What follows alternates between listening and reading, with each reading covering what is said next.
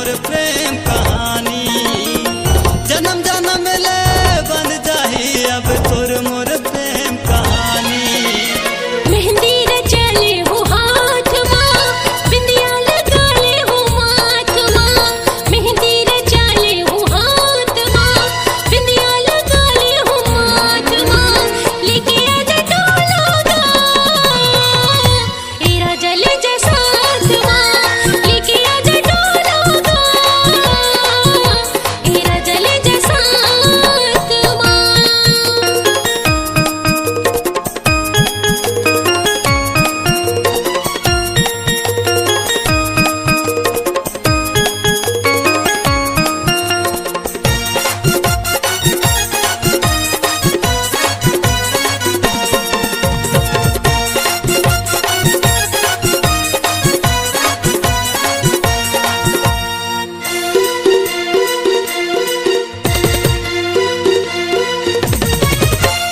मोरे दिल के धड़कन राजा, तोर नाम लजपते।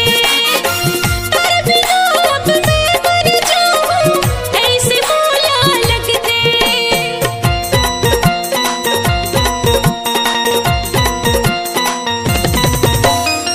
मोरे दिल के धड़कन राजा, तोर नाम लजपते। तेरे बिना अब मैं मर जाऊं, ऐसे मौला लगते। मैं तो हो गयो तोर दीवाना ऐसे मौला लागे। कैसे समझाओ मन बैरीला तोरे कोती भागे।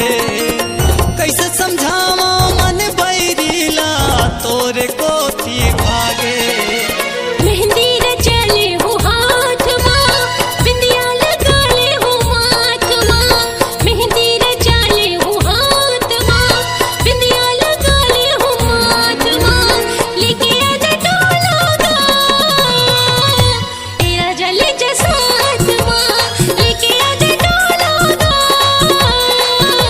ए राजा ले जा साथ माँ। मेहंदी रचाले बेहाथ माँ, आहू लेके डोला बारात ना। मेहंदी रचाले बेहाथ